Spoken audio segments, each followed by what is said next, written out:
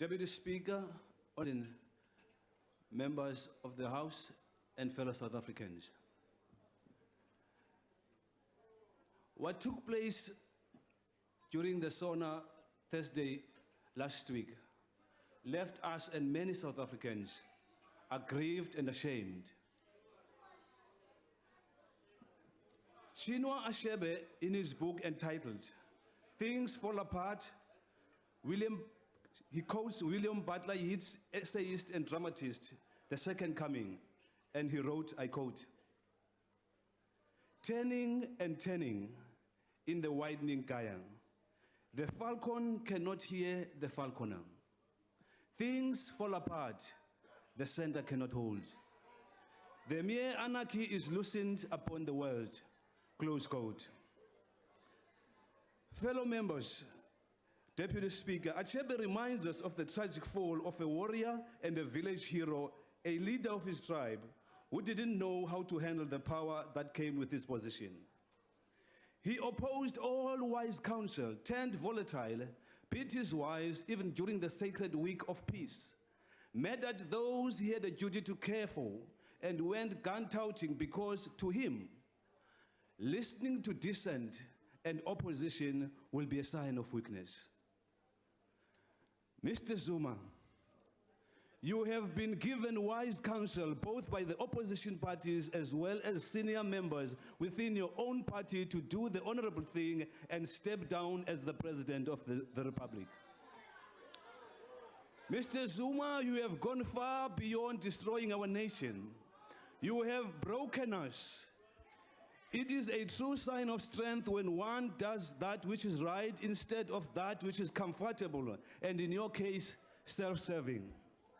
It is therefore not surprising that you do not possess these righteous virtues. Mr. Zuma, you have caused enough pain and suffering to our people. Point of order. You have lost the moral authority to rule over our people. Point of Mr. Zuma, your presidency has been characterized by nothing else but by the following: insidious levels of corruption and the lack of political will to combat it, the abuse of power, as well as maladministration in government institutions, and also as well as irregular appointments in government institutions and public entities. Those who oppose your resignation are either as corrupt as yourself or only have their own interests at heart. Achebe reminds us in his book that things fall apart, the center cannot hold. And this carries great meaning for us as South Africans today. Close to 9 million South Africans are unemployed and many have given up looking for the jobs. Under the ANC government, a whole generation of young people have been lost. More than 5 million mainly black young South Africans between the ages of 15 and 34 are unemployed, and they lack the necessary training and making it difficult for them to participate in the economy of this country. They have been denied the opportunity for a better life by poor basic education and starved of opportunities to develop their skills. Mr. President, your State of the Nation address last week, Thursday, left me cold. Reporting on the progress of the expanded public works program, you have stated that, I quote, since 2014, 2 million work opportunities had been created on the road to achieving 6 million by March 2019. And of these, more than half have been taken up by youth. What he failed to mention was that in the ANC government, in the ANC municipalities rather, you need to be a card-carrying member to their party to enjoy getting an opportunity to work. You need to be a card-carrying member of the ANC to enjoy the kola nut, the palm wine, and the yam fufu. Our nation, which will belong to all of us and not to the elite few. In the DA government municipalities, the expanded public works program is implemented in a manner that is just, in a manner that is fair and transparent. Unlike in the ANC, where councillors are the ones who identify the people who are needy, who need work opportunities. And in doing so, all they do, they appoint or give an opportunity to their girlfriends, to their wives, family members, and to all those that are politically connected to him. It is not done in the manner that is fair and transparent.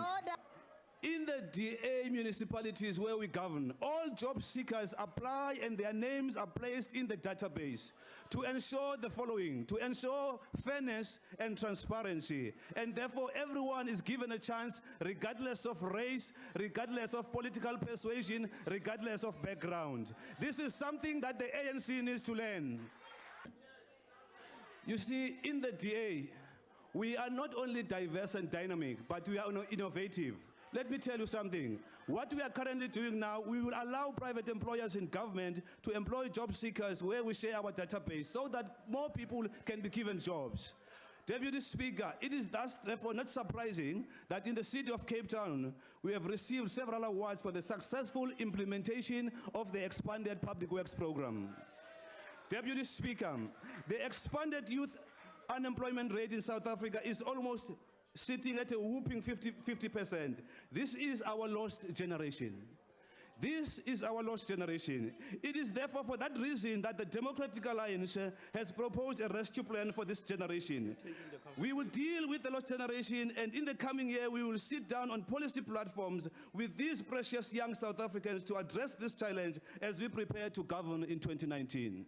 Deputy Speaker, honorable members and fellow South Africans, through initiatives like a Jobs and Justice Fund, we will be able to give entrepreneurs access to capital and a nationwide government internship program that will partner with business to bring hope and opportunities to the generation that is lost, that the ANC has neglected. The underfunding of our universities by the ANC-led government and the recent unrest in our institutions of higher learning undermines efforts to provide our youth with the necessary skills they so desperately need. Mr. Zuma, things have fallen apart. Your center, the ANC, cannot hold.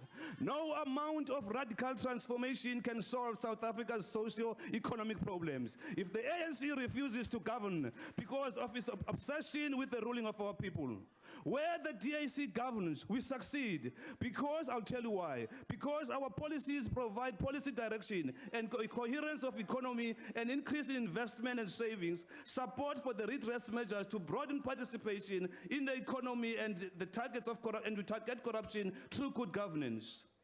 But here is the contrast. Under the ANC, things have fallen apart.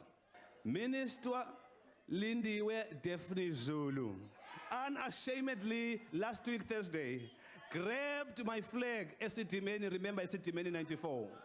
And this was a conduct that is not befitting of a minister. And I decided not to deal with her because I refuse to stood down to her level. Your time has expired. What enjoins us as the DA is our shared values and what we stand for. And we are ready to govern. I promise you.